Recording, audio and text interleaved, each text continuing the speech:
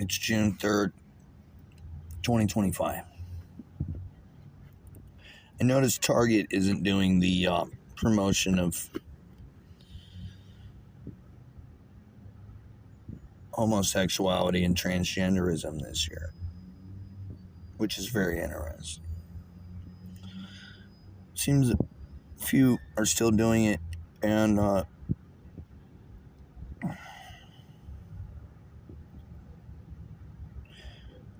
basically the only corporation that's going to have any mercy at all is Starbucks.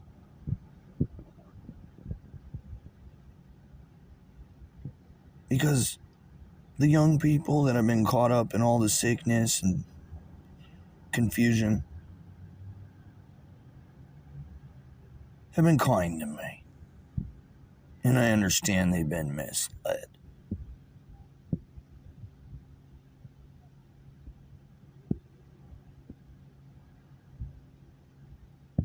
Starbucks has helped save my life.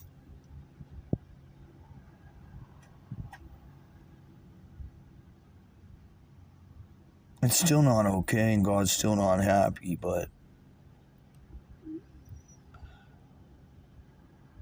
I understand where people are coming from. And they need to be able to express that in some way.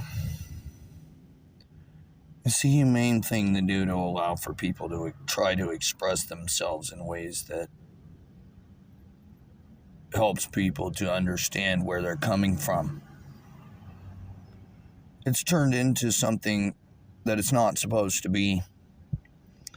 And we all need to be able to talk about this without being censored, isolated, terrorized, shadow banned, blacklisted.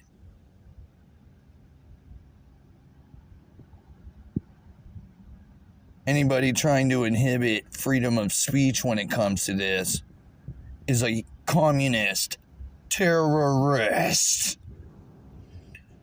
Period.